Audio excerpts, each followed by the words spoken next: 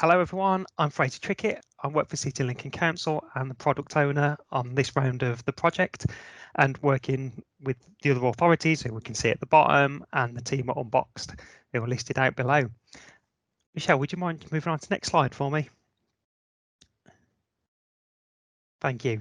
So this project at the moment, we've already been through a discovery and original alpha, and this is really focusing on the technical feasibility of implementing a common service pattern for repairs online.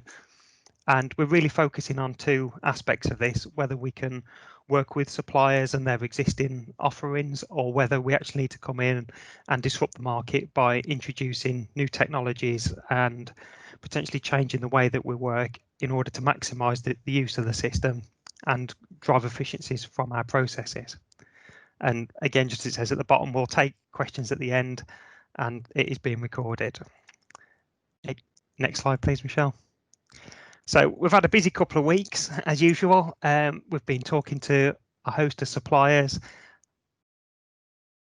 and trying to get a sandbox environment sorted with a couple of the major ones. Unfortunately, not to much avail at the moment.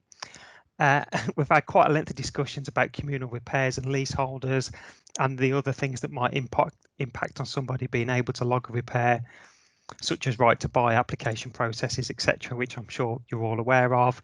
And Unboxed have kindly been enhancing the prototype from the alpha round to tweak this to a finer degree. And next slide, please. So the people that we have been talking to are Total Mobile, Active Housing, Civica, Housemark, Smith & Byford, who are a contractor with Southwark, and OCO, who also fall into that same category. And we've also been monitoring the responses that have come through from the survey that we spoke about on the last show and tell. Again, if anybody hasn't, please take the time to fill it out, but we've had some real good insights coming through so far. Next slide, please, Michelle. So part of the insights that we have had from that is how people are actually using the scheduler rates and how that varies between each authority. It's quite clear that although we're trying to come up with a common service pattern, that there are going to be differences between it. So we're trying to be as open as we can in the ways to log repairs, but just trying to understand the use of SORs in this process. And quite interestingly, out of the 4 authorities that are leading on this as a project, only 2 of us are using the standard NatFed rates, and out of our top 50 codes, there was only 12 codes that were consistent across the 2 of us.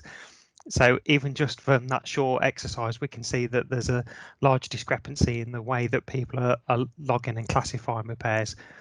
And of the surveys that have responded, we've got 2 that don't use SORs at all, and 6 that have adapted the SORs with their own set of codes. And that's often a composite code which relates to a small, medium or large kind of classification for a type of repair to trade. But what we do know is that actually from the customer's perspective or the resident, there is little impact to them or use for the SOR. A lot of it revolves around our back end and finance processes, and is the reason for using these. I think it's over to you at that point, Michelle. It is. Thank you. Okay. Sorry about a slide flipping around there for a moment as well. Apologies for that. But I guess building on top of what Fraser's just mentioned. So yes, everybody's using different SOR codes, or even not their own, they might be using other types of codes as well. But does it actually matter? As we've said, it doesn't have a huge impact on residents. It's not to say that these codes aren't important. They are important for councils, particularly after a repair has happened. It helps to identify, I guess, the cost of that repair. But when somebody's actually trying to, I guess, report the repair and book an appointment, it doesn't really matter at that stage. We have spoken to both repairs contractors and also scheduling systems, and councils themselves have basically said that often the SOR that is provided, I guess, upfront, so during diagnosis, which at the moment is a resident calling up and speaking to somebody on the phone. That person who's taking that call isn't a repairs expert. So often the wrong code is applied, or it's a very generic code. For example, it's a plumbing job. And also some of the information that is useful to identify the kind of appointment can be communicated in different ways as well. So we have the diagnosis tool in our prototype. A resident is asked a series of questions which will help as a minimum to identify what trade it is. So, plumbing. It provides a bit more detail about what the job is. So perhaps it is a leaking sink. And that can help to kind of identify, okay, then in that case, we think it needs to be, say, a 2-hour appointment rather than a 30-minute appointment. Other information is useful as well. For example, we spoke to one contractor, a repairs contractor, who said that they often look at the UPRN, so the unique property reference number. And they do this by matching it to the postcode. And our prototype up front, it doesn't ask residents to log in, it just asks them for their postcode and then they choose their address. But the contractor, from understanding what the UPRN is, they can then identify, oh, it's that property, and that property, for example, is on a large estate. And we know that if it's an issue with the boiler on that particular estate, there's a separate boiler room that we have to access. So SORs, they can be useful, but more so afterwards for the council. So we might not need to worry up front about how can we try and, add all of these into our resident-facing system.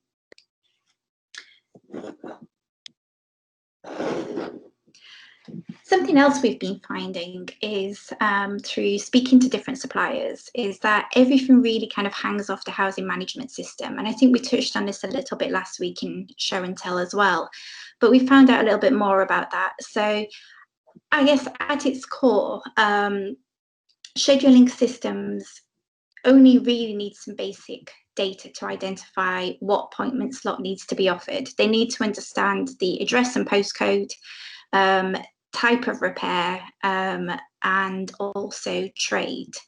But much of that data is actually provided by the resident during diagnosis. So when they call up, or if they fill in, with a couple of screens on an online prototype. The housing management system, however, supplies a job number. And it also supplies eligible addresses as well, so which properties are able to receive repairs services from the council. However, some of the contractors we spoke to also said that they have their own list of addresses. So we started to wonder, could we go straight to the scheduling systems instead? And some of the system suppliers we've spoken to, they don't just work with councils. So in other cases, they don't need to go through the housing management system. But the way it has been set up in councils is that everything has to go through that system first. There are kind of other bits of data that are useful about repairs, which generally might be housed in housing management system or, for example, asset management system, such as any cautionary flags. For example, has this resident been aggressive in the past to a repairs operative, or any data about asbestos. However, this can be provided after an appointment has been booked. So again, is this something we need to concentrate on at the beginning? And I think this is something we're still thinking about. But the question really is, do we find a solution that kind of works with these existing processes, whereby you have to go through the housing management system first, which we know can be difficult to integrate with? Or do we disrupt this process and look at another way of doing things? And I guess this is a follow-on point from that. So we've been speaking to quite a few suppliers, and it's interesting when we've spoken to suppliers of housing management systems. Of course, these are companies and they are providing a product to their customers, and their customers are councils, and they've often described councils as risk averse. But this, and this has been backed up when councils have asked us, what do you mean nobody's going to need to log in? What if somebody reports a fake repair? And so these systems have been built around that kind of, I guess, worry about something happening. However, that counteracts making it very easy for a resident to report a repair. You know, they have to register for the portal and log into that. Whereas really, if they just ring up on the phone, they don't have to worry about that. So there's not much of an incentive to going through that portal route. We have spoken to a couple of other suppliers who do offer some more flexibility, but these are generally suppliers who provide, I guess, report or repair online user interfaces, but not housing management systems as well. So an example is Active Housing. Because again, they're working with housing associations and councils, they've provided a few different options because some councils do want to direct people through the portal because of worries about fake repairs. But they also have provided an option as well that is very similar to our prototype, which would allow a resident, I guess, to, you know, just enter their postcode. It would match that to a list of eligible addresses and then allow them to report a repair without having to log in. So I think there is a bit of flexibility, but it does depend on the kind of supplier. Another thing we noticed is, as I said, a lot of housing managed suppliers do have these kind of self-serve report or repair modules for customers, but they do require authentication and registration. But even those that don't, one thing we've noticed is that I guess they've got quite in-depth user interfaces from the council's point of view as well. So an admin settings page, so the council can go in there, they can edit the questions that are shown to the residents, they can change the content around that as well. So I guess one thing that's interesting for us to think about is this is a common service pattern, something that a resident, regardless of which council they're in, could have a common experience. If we add too much customization and flexibility for councils, so they can basically change that journey by introducing different questions and different content, is there, you know, and I believe there's a real risk that all of the user research and testing that's been done so far to identify kind of what is the right journey ends up being diluted by being configured in different ways by different councils. At the same time, we probably will need some flexibility, particularly where, you know, different councils contract out different types of repairs. So, for example, a resident might say, I'm reporting there's an issue with damp or mold in my kitchen. So, however, in my council, that is sent to an external contractor to deal with. In that case, we might have to change the journey for that particular council. So I think there's just a balance about how much customization do we allow, but also kind of making sure that the common service pattern is still built around user needs and the research that has happened to date.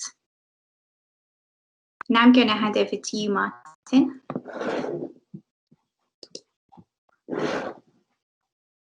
Thanks, Michelle. Yeah, hello, everybody. Yeah, I just want to talk a little bit about some of the more complex repairs.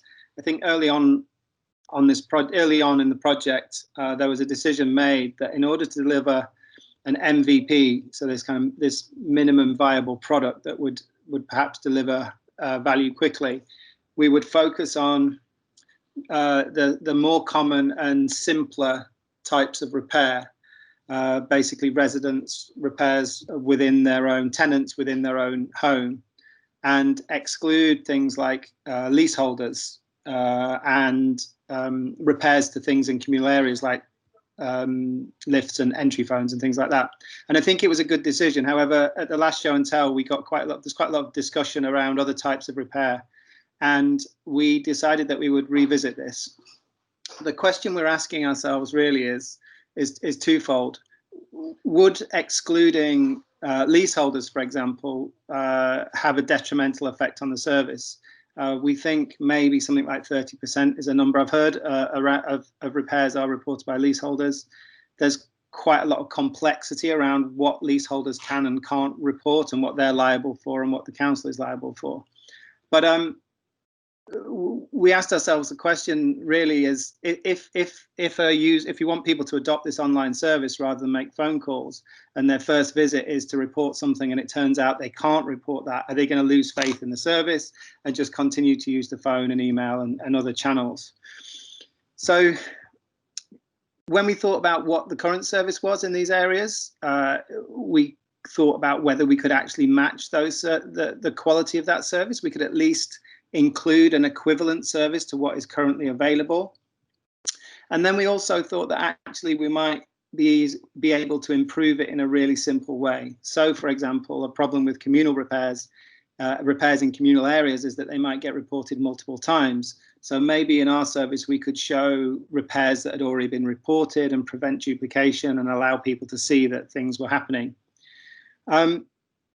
We also thought that if perhaps we could, we've heard this comment of you report something and it goes into a black hole. And a lot of the calls that come in are because of that. People are just chasing up to see what's happened. Is it going to be fixed? So if we could just, at its simplest, acknowledge the call, acknowledge the fact that the repair has been made in a really clear way, and even better, send notifications about progress, we could massively reduce those calls. So at the moment, these are still kind of out of scope for this phase of the project, because we're drawing to a close now, but we are asking ourselves some important questions for the future based on feedback from the show and tell. Thank you. Cool. On me. So going into the final sprint, there's a few things that we're still thinking about. So we want to make sure we can ensure consistency in the way the repairs are logged. We don't want to create an online service that then gives people a different service to what they get on the phone. It needs to be one service that operates across multiple channels. We're aware that over the course of a repair request, probably multiple channels will be used. They might log repair online, they might chase it over the phone. Obviously, the repair itself will be delivered in person. That might change. We've got some ideas around that as well. So we just want to make sure that the service is consistent regardless of channel. We're also thinking about who else could use a report repair service. So as much as we know that a lot of resident-facing systems aren't particularly user-friendly, we're also finding out that similarly for staff, they're using like old systems that don't have really like a primary focus on user needs in terms of their UI. So we're also wondering, are the internal people such as customer service agents or tenancy officers that could also raise repairs using a similar service? We also want to find out whether we should include more self-help style guidance for simple repairs. So we're aware that some social landlords have like videos on YouTube and Vimeo showing how to do simple repairs like unblock toilets, fix broken toilet seats, fix leaking taps, this kind of thing. What we're unsure about so far is actually how well they're used and how much impact that's had on deflecting call volumes. And then final thing, we also want to look at how the service pattern could support further innovation in the repairs world.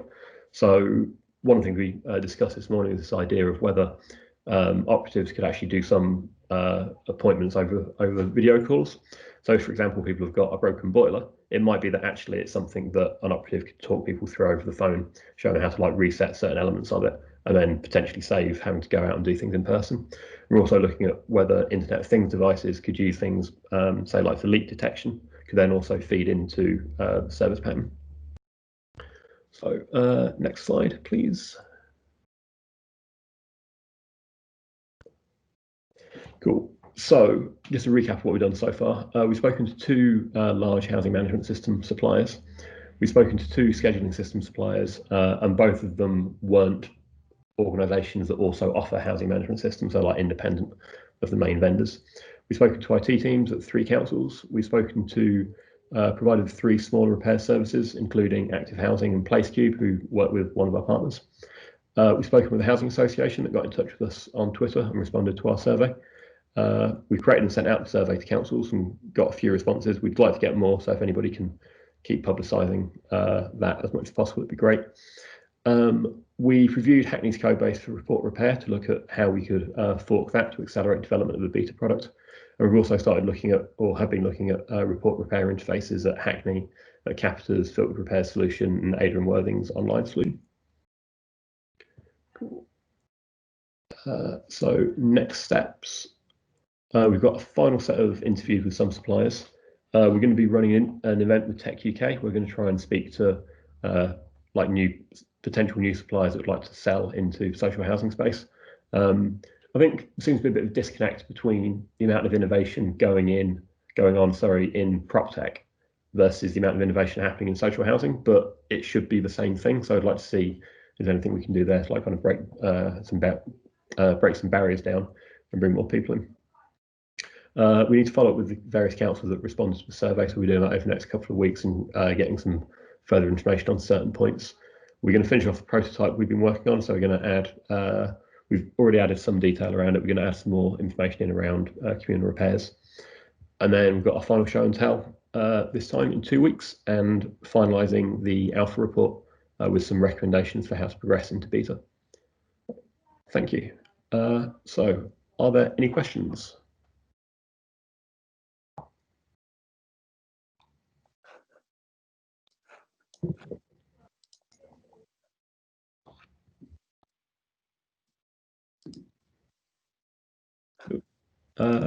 Matthew Holman? Yeah, I just had a quick question just on the DIY videos. More than anything, it was around, from my point of view, the DIY videos are there for repairs that aren't the obligation of the repair organisation. Right. So I was just wondering around the impact of that. Would we be able to measure that? Because the repair videos that we're developing are, like I said, around what a tenant's responsibility are for repairing. So that should cut down the calls coming into the authority in terms of, I don't know, say replacing a toilet seat, for example.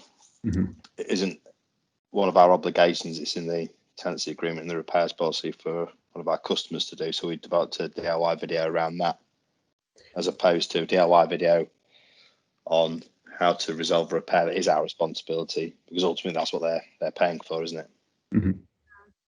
Yeah, I have seen some of the councils, Hackney, where I used to work, some of the videos they put up are related to things that are the responsibility of the landlord, but it's one of those things, it's potentially so simple. It's like, do you really want to wait 3-4 days for us to send an operative around to do it, when you could just do it yourself in 5 minutes if you've got a screwdriver? So yeah, but as I was saying, we're not sure how successful they've been at that. Yeah, okay, yeah, I acknowledge the point.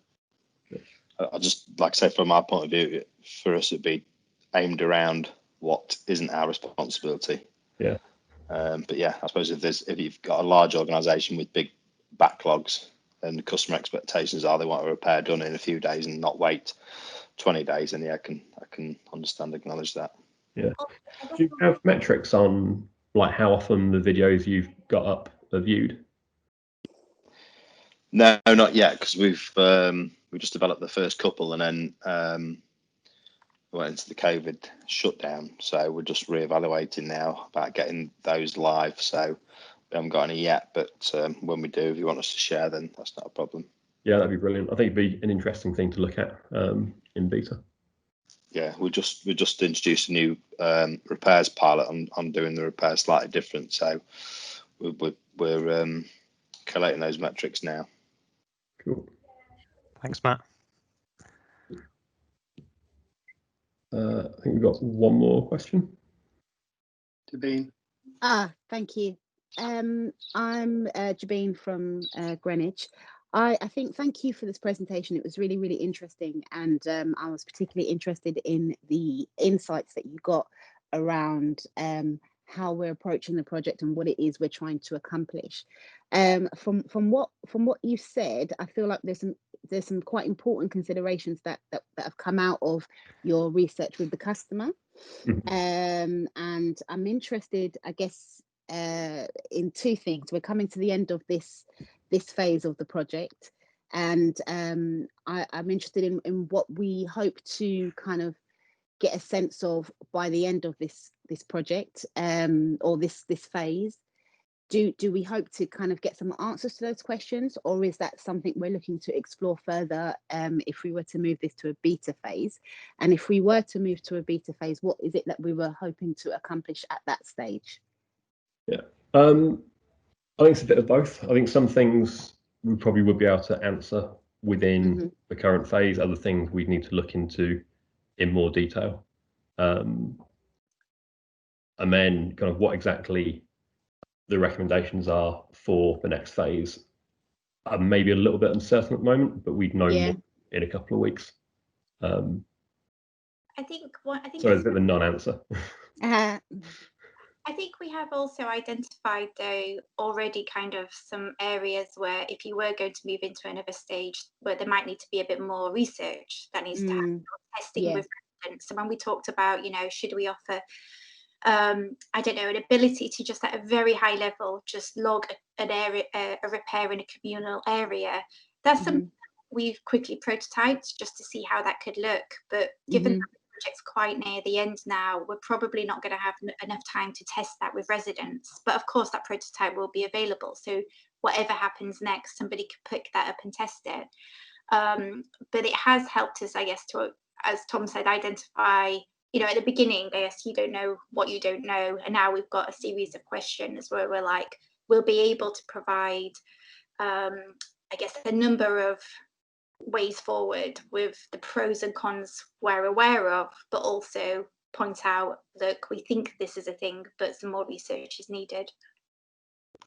Yeah, I mean, I think the thing that interests me a lot about this sort of type of project, particularly in the public sector, where we're not really used to kind of approaching things from a person or a, you know, human center or a customer focused approach. We're generally sort of trying to or I think where we've begun is we're trying to match existing council processes, and I really like the idea of us sort of flipping that on its head and coming at it from more of a customer focus and what's important to the customer and where is the value there. So I think this is really, really important, and it's certainly in line with what the government is trying to do around social housing and ensuring that we're putting our residents really at the front and centre of what it is we're doing. I think these are really important questions that we ought to be spending time looking into. So yeah, that was just my observation.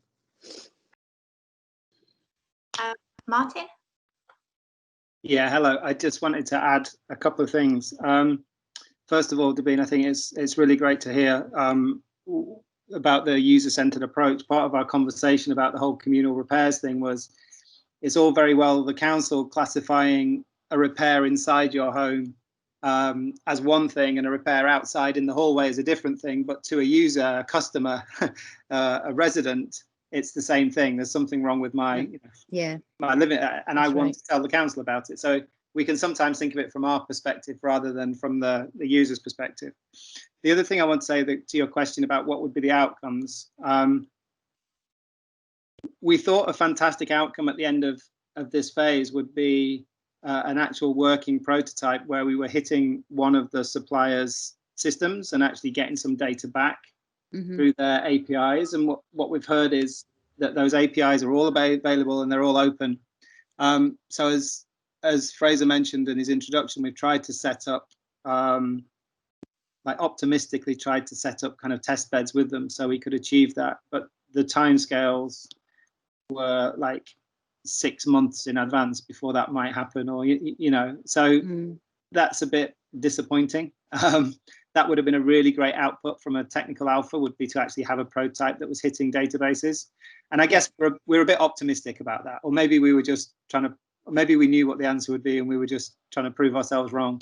But yeah, so the outcomes are recommendations, which is a bit disappointing because we like to actually produce something, but it's proved challenging to say the least.